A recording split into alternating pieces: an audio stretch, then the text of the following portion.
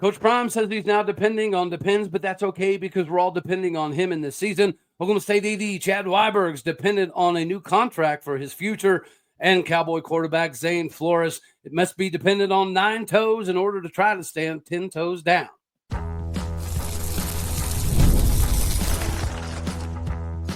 You are Locked On Oklahoma State, your daily podcast on the Oklahoma State Cowboys, part of the Locked On Podcast Network, your team every day.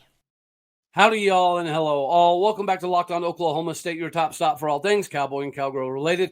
My name is Cody Stovall. I want to thank you kindly for stopping by to make this your first listen. We're available on all of your podcasting platforms, visually as well on YouTube. Find me personally on X at Aldeo State. Today, we're brought to you by Monarch Money. Take control of your finances with Monarch Money. Use the code LOCKEDONCollege, all one word, at monarchmoney.com for 50% off your first entire year.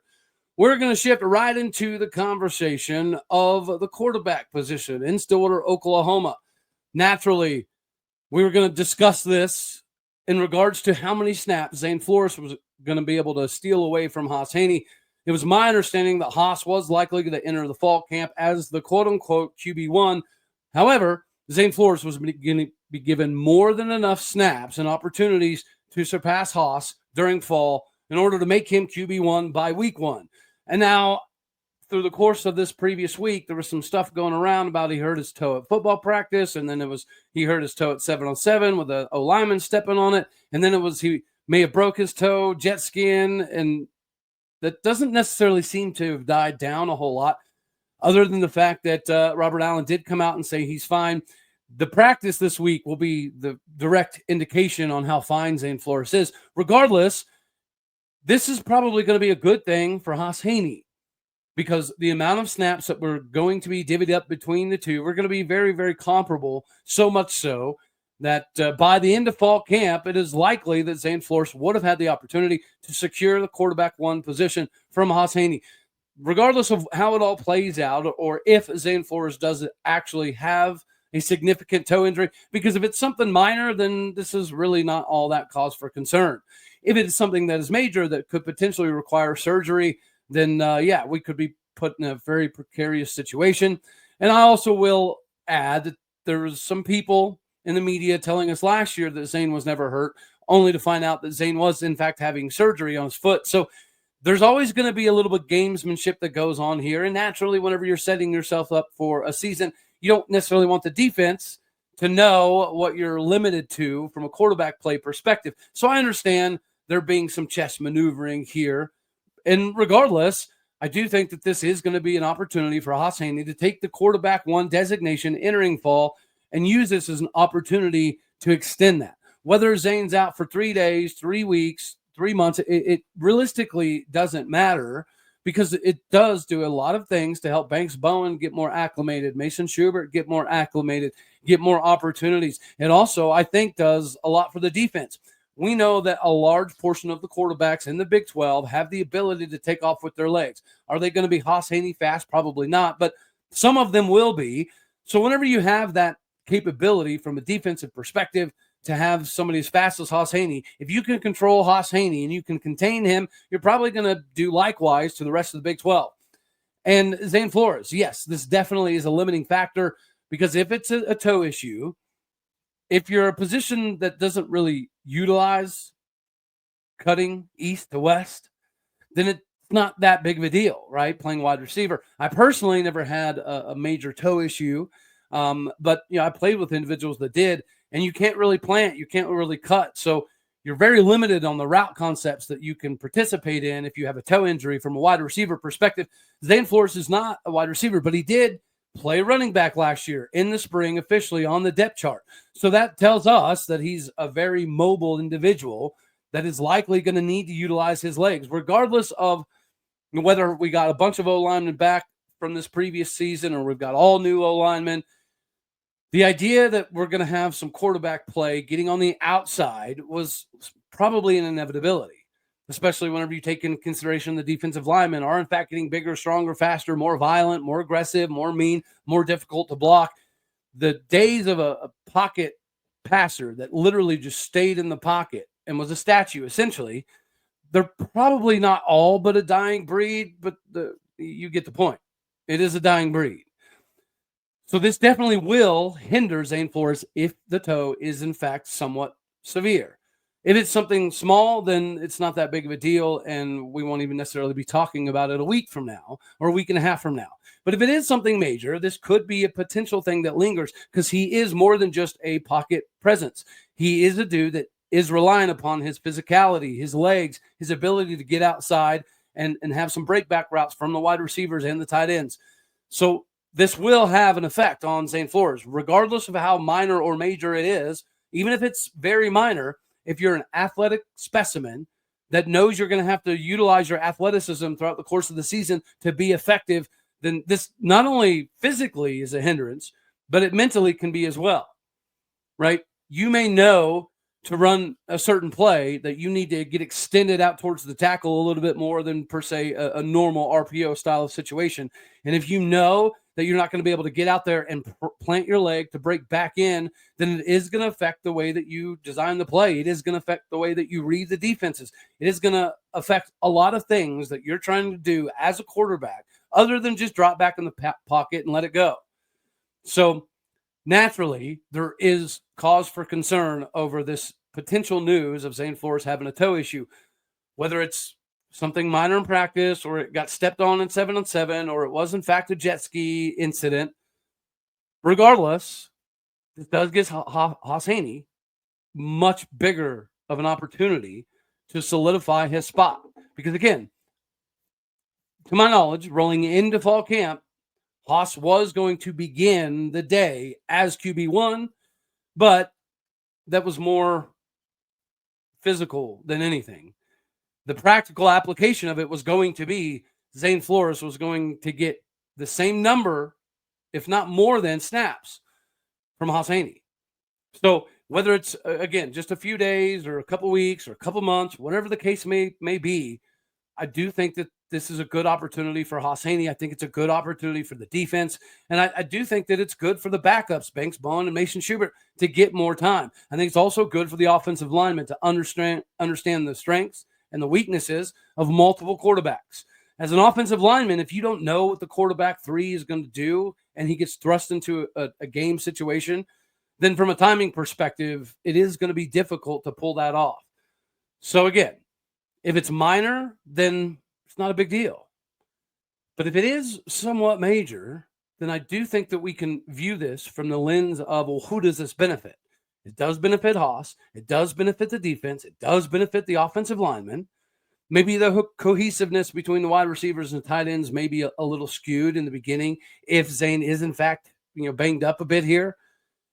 But I don't think this is an end-all, be-all decision that's going to hurt Oklahoma State early on in the season. No matter who was taking the reps at quarterback 1, we were likely going to use a multiple quarterback system in the beginning anyways. And so if it's Banks Bowen that has to kind of be some of that gadget guy, so be it. But I think we've got Sam Jackson, who has the capability to do a multitude of things as well. AKA, if this is legit, then it's probably not all that big of a deal in the broad scheme of things, because it's still early enough.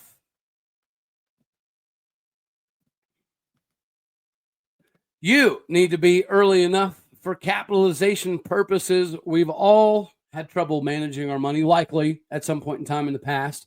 And there's ways out there to make it feel easier. Monarch Money is one of those ways. Whether you're growing your savings or planning a very big purchase, Monarch puts you in the driver's seat. It's like having your own personal CFO that can give you full visibility and take control over all of your finances.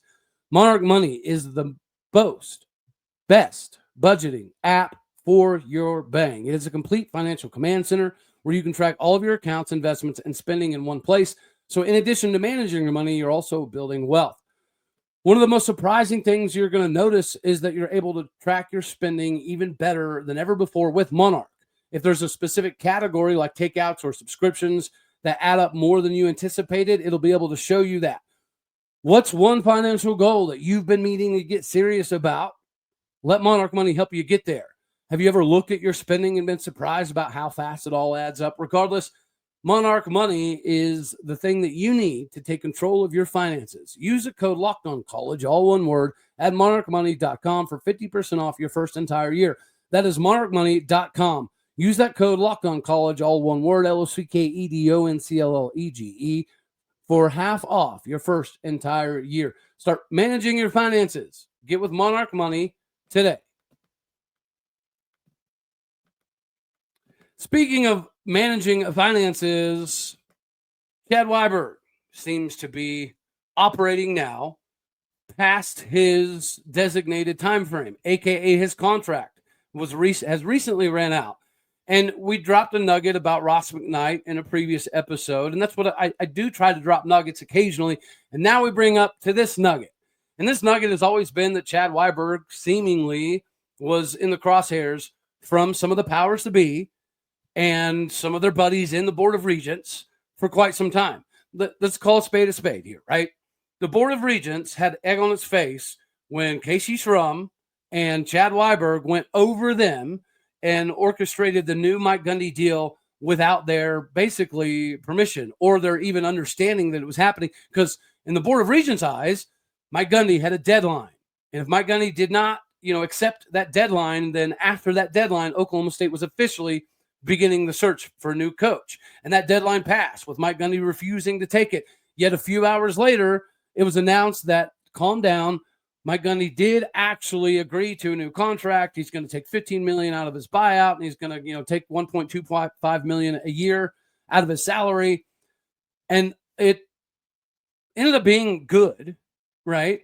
Because after that is when we got the hiring or the firings of all the coaches and the hirings of the Todd Granthams and the Jules Montanars and the Doug Meachams of the world into Stillwater, Oklahoma. So at the end of the day, regardless of how they went about it, it was a shizniz show is what it was. It wasn't a good look for anybody. It wasn't a good look for Oklahoma State, the Board of Regents, Mike Gundy, Schrum, Wyberg, none of them.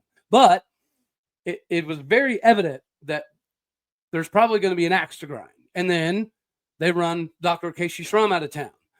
And then the Chris Young thing came about, and turns out Dr. Casey Schrum perhaps knew about some of the early recruiting window that Chris Young participated in, and perhaps told Chris Young not to worry about it. Like, that's very, very minor.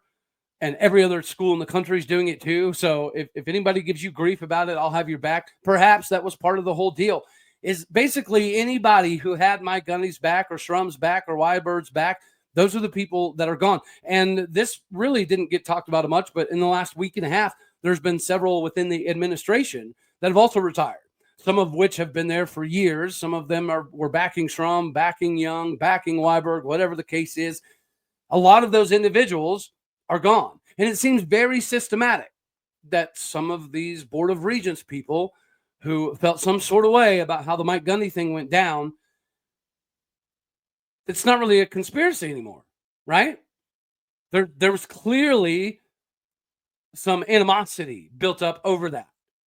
The Board of Regents clearly felt some type of way. And some of the donors, potentially like Ross, that are pulling a lot of the strings, they definitely didn't like it that way. They didn't like it to go down the way that it did. They didn't like to look weak and feckless and worthless. And that's what it was.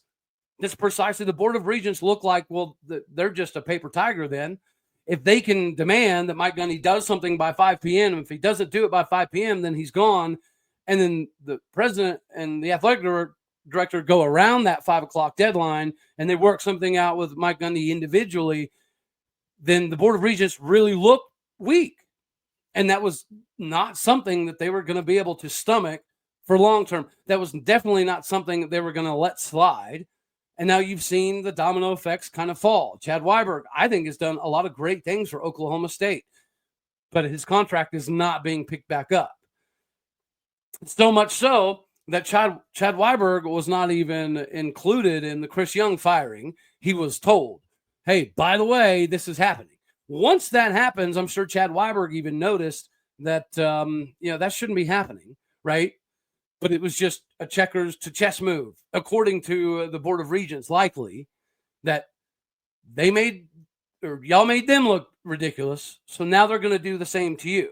So yes, he's operating without a contract. He's still doing some things on behalf of Oklahoma State, but let's not kid ourselves. Chad Weiberg's likely not making any major decisions right now. He's just not. And it all stems from that Board of Regents, Mike Gundy fiasco. And it seems very, very, very evident that the Board of Regents clearly was not going to let this slide.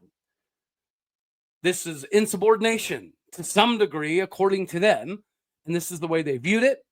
And this also circles us back to the wagons of, well, if Strum and Wyberg were the arbiters to helping Mike Gundy get his new contract against the Board of Regents' recommendations, and Strum's already gone, and Chad Weiberg seems to be one of the next ones out, then what does that mean for Mike Gundy? You know, I've said at times on here that Mike Gundy should be going to a 1-year deal. I never thought that the lifetime contract was good. But after 2022, the Spencer Sanders stuff, right, you know, we discussed about how he needs to go on a 1-year deal. Like perhaps having this 5-year revolving contract is what's caused some of the complacency that was very visible this previous season as well. But even then, right, giving Mike Gundy a 1-year deal was predicated upon him fixing things. In my eyes, Mike Gundy did fix those things. So I don't agree with the Board of Regents having an axe to grind still here. And yes, Jim Hess, the new president that took over for Dr. Casey Strum, he did come out and he mentioned how Chad Weiberg's done great things for Oklahoma State. Yes, he has. But he's also likely part of the McKnight Board of Regents string pulling nefariousness that has been potentially happening behind the scenes. And this happens to some degree everywhere, right? Donors, they pull a lot of strings, because whenever you're talking about facilitating that amount of money and putting your athletics and academics programs in higher standings nationally, then it does garner a lot of respect, right? So we all had that respect for Boone, and maybe Ross McKnight and the other individuals involved in this, maybe they just should be a little bit more forthcoming, because it's not a good look. I don't think it's a good look that, RA leaked stuff on Gundy's behalf to get the public sentiment, even if the public sentiment was justified and founded. There was just a bunch of stuff going on that made the Board of Regents look bad, and the Board of Regents are not done with their axe to grind, which means that Mike Gundy's the next target. That leads me to believe that if Mike Gundy does not have a resurgent style of season, then he's not going to be the last casualty, or actually he might be the last casualty of this axe to grind. And that does open much more questions. Like, should a Board of Regents have people pulling strings that have more control than the athletic director? In my opinion, absolutely not. It's not a good thing that we have people behind the scenes pulling the strings, making decisions, making things happen, getting people fired, getting people hired like Jim Hess, who went from intern to full-time rather quickly. I don't think it's a good look. It's childish is what it is. So did I agree with Strum? No. Did I agree with Young? No. Do I agree with Chad Weiberg getting pushed out? No. Do I agree that Mike Gundy might be the next in line? I actually don't, because he embraced the new age. He fired everybody. He did something he never does. And maybe it was because he could see that, hey, there's going to be some pressure here from external sources. So I have to make something crazy happen. Maybe that's what it was, but at the end of the day, it doesn't matter. What matters is it did happen. He fired everybody. He got rid of the laziness, got rid of the complacency, brought in all new staff that is extremely hungry and ready to prove something. To me, that buys Mike Gundy another year, no matter what the Board of Regents or anybody else says. But it is concerning. It is concerning that people outside of the athletic department have more control than the athletic director. So the only downside to all of this is, if this is the case, then unfortunately the next athletic director is probably somebody that these group of individuals has already identified. They've already chosen who should be the next athletic director. They know that whomever that next athletic director is going to fall in line with the things that they want done. Again, this does happen everywhere, right? It's not like anyone's immune to it.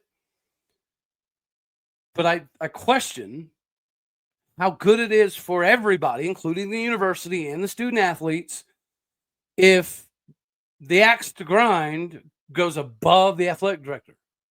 if the axe to grind can fire presidents and bring in the presidents they want to be there, because Jim Hess likely was who some of them wanted in the beginning, I just question whether that amount of power is good in the long run for Oklahoma State. Because what you don't want is a bunch of yes men. And I think that Mike Holder and Boone Pickens did a good job, sometimes agreeing with Gundy, sometimes going against Gundy. So he wasn't surrounded by yes men. And that might be the only thing that Chad Weiberg is guilty of, is potentially kind of catering to some of the things Mike Gundy wanted. And in the eyes of some of the people pulling the strings, that's a problem.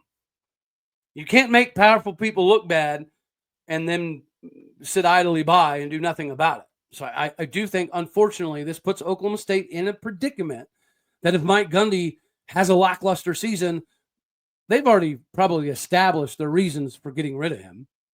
They've probably already worked a backdoor deal to get that amount of money together, which is why his buyout went from $25 million to $15 million. There's rumors that during all the Board of Regents stuff this previous season, there was rumors that $13 million had already been acquired, right? But getting to $25 million was going to be a very tall task. And we cut down his buyout to $15 million. So if we were supposedly able to come up with almost 13 last year, then that 13 is probably still available for this upcoming season, which is why we're all in a position where we're rooting for a big season for Mike Gundy. Because I think he deserves at least another year because of his acknowledgement of the problems and firing everybody and bringing this new staff in and letting this staff recruit their way and using NIL as an advantage instead of something that just happens to be there. These are all things that Mike Gundy has done. So instead of the Board of Regents being butthurt and having axes to grind with these individuals, I don't know why they wouldn't just be more receptive and say thank you.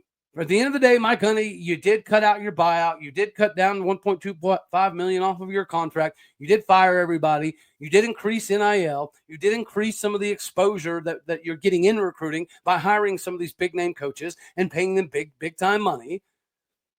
That's what should happen. So they should just embrace that Mike Gundy did re-engage and Mike Gundy did address the problems. Now let Mike Gundy go coach. If he has another 3-win season, we go 0-9 in conference, then nothing probably saves Mike Gundy, right? But if he goes 8-4, I don't think you get rid of him. If you go 7-5, maybe even depending on how the 7-5 looks, I still don't think this is a good idea. Everybody wants to see Mike Gundy go out the right way, his way, on top. And maybe there was times he should have been checked a little bit harder, but the board and the people outside of the board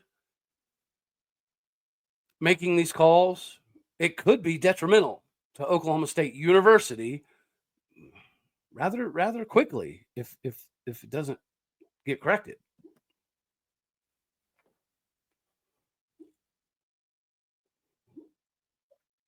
Last but not least, we get to talk about Colorado's coach, Deion Prime Time Sanders. He beat cancer.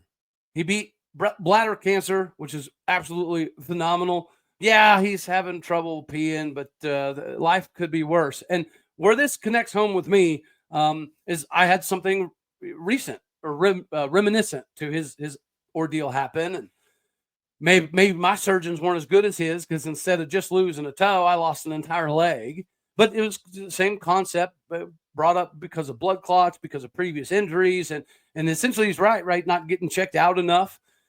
A lot of us put our head down and just pretend things are fine, take a couple shots of whiskey, and it's knee pain. It's normal. I'm getting old. But this is good for everybody in the country, especially in the Big 12. But Deion Sanders is right. You do need to stay on top of your health, because doing the I'm a dude thing, I'm a battering ram thing, it can leave you without a leg rather quickly. But this is good for Deion Sanders. I'm so happy to hear this. There was obviously a lot of people discussing, well, does this mean he's going to step down with his health problems before the press conference? He comes out, has a press conference, and essentially he tells everybody he's going to be back on the sidelines coaching, which is huge for the Big 12. Let's face it, he is a massive name in the conference, and what he does at Colorado is good for the Big 12 because it does help with more notoriety, publicity, marketability, all that fun stuff. And when it comes to future realignment, having Deion Sanders at your disposal in the conference is definitely going to be beneficial to you in the long run. What he's done at Colorado, it's good for the Big 12. It's good for college football. It's good for the Midwest region. I'm a fan. The only thing that Colorado's done under Coach Prime that has made absolutely zero sense was getting Shadur's name retired in the Ring of Honor after one good season and one okay-ish season.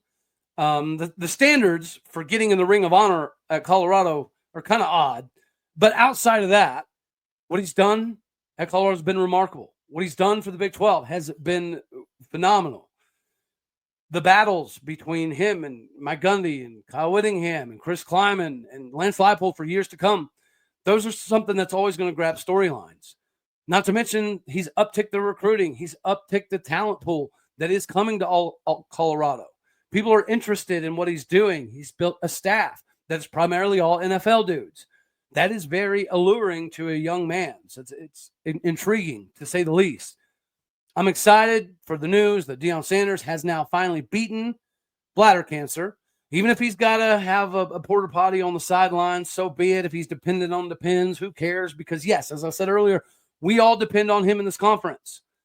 We need the Deion Sanders of the world to kind of help the youthful rejuvenation of the conference. Into pitting some of the up-and-comers, right? Whenever you put Kenny Dillingham on a marquee next to Deion Sanders, it's going to do numbers. When you put an old school dude like Mike Gundy on a marquee against Deion Sanders, it's going to do numbers from a national perspective. And that's what this is all about, is the Big 12 is trying to add more credibility, viability, sustainability in the future. We need Deion Sanders in this conference. We need him to keep doing well at Colorado, recruiting well at Colorado, building that pipeline of quality staff members that want to go to Colorado. I think this is wonderful news. I'm glad that he's going to still be able to coach on the sidelines because, again, there were some conversations. Well, does this press briefing mean that he's going to step down, or is he going to take a year off because of health, blah, blah, blah, blah, blah. We get to hear from the horse himself that he is, in fact, staying around. He may have some peeing problems, but the developmental side of the game shouldn't change much for Colorado. The excitement level in the Big 12 is not going to change much as long as he's still being the dude on the sidelines, calling the X's and the O's. That's the important factor. So happy to hear that Deion, Primetime Sanders is beating cancer. I mean, keep kicking that thing in the throat repeatedly, Coach Prime. We love what you do in the Big 12. We love the battles that you bring us, and we love the availability that your content provides. Because all across the country, we're trying to get the Big 12 at a bigger level. We're trying to get the Big 12 to a position that getting a Miami and a Florida State and a Clemson is not completely foreign.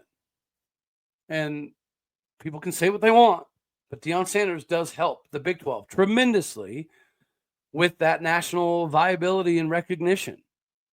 So, thankfully, he's beating cancer at the moment right now. And can't wait to see what he continues to do. Just like I cannot wait to see how this whole saga ends up for Mike Gundy. I'm hoping for a big year. That would be great, honestly. When all the chips are down and some people clearly do not like the way that Mike Gundy was able to orchestrate his new deal, some of those individuals will have to shut their pie holes and sit on their hands for at least another year if he has a big season. And I think that should have all of us fairly excited. Anywho, so we're going to have this one right here. As always, you know I love you. God bless. Go Pokes. Thank you for tuning in to make this your first listen here in Locked On Oklahoma State. You could be anywhere, so happy you choose to be here. Do me a favor, hit the like button if you liked it, dislike if you didn't. That's okay too. More importantly, share, comment, and subscribe. My podcast and people out there, you're everything that makes this churn and makes this work. I appreciate what you do, so go do what you do. Hit some stars. Leave some reviews. All righty, y'all. Later, my taters.